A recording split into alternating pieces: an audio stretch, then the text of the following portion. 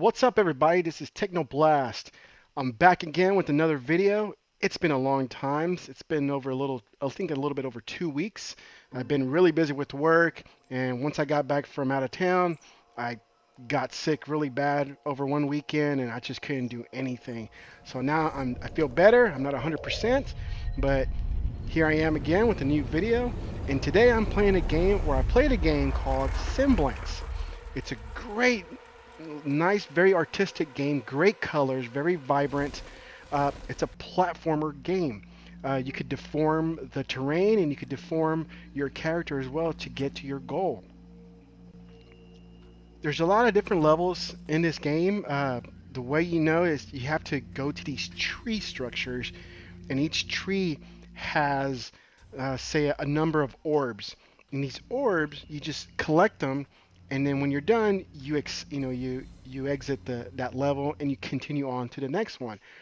As you complete these trees, the challenges get a little bit harder.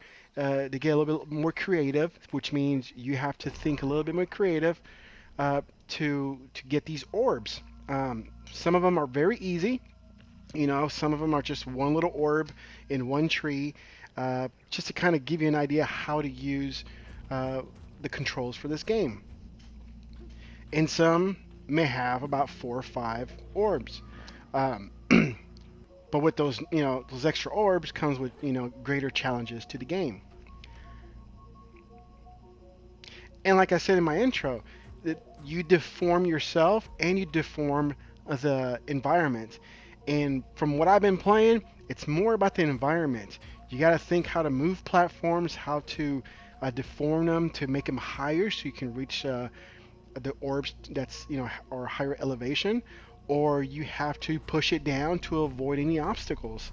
Uh, there are some little enemies here and there. They don't come rushing at you or anything. It's just kind of in place, and you got to figure out how to avoid getting hit. There's also these green crystal type obstacles that if you touch them, then you die. Now, a great thing about this game is that when you die, you don't start like right over from the very beginning or anything like that. You just kind of scoot over to the left of that obstacle and you just try again. And if you die and you have deformed the environment a little bit to try to meet your goal, the terrain stays in place the way you deformed it. So you don't have to say, oh crap, I got to redo the terrain again. No, it stays in place until you either put it back in place if you want to, or you get your orb. Now within the game, I saw these kind of tree art on the walls of the game, where I don't have no idea what they mean. Uh, they're pointing at something, and they got this little sparkles coming out of it, and I'm sure they mean something, but I just haven't figured it out yet. So that's kind of interesting and kind of really mysterious to have this art sketched on the walls of these certain trees, and they're different color as well. Now, I haven't seen any kind of what's the story, what's the story behind this little guy that you got to get these orbs to continue on with the levels. You just start off the game. You start the game, and it kind of explores a little bit of the terrain just to give you an idea of what you're looking, what you're gonna be involved with, and then you just start the game. There's no intro to anything.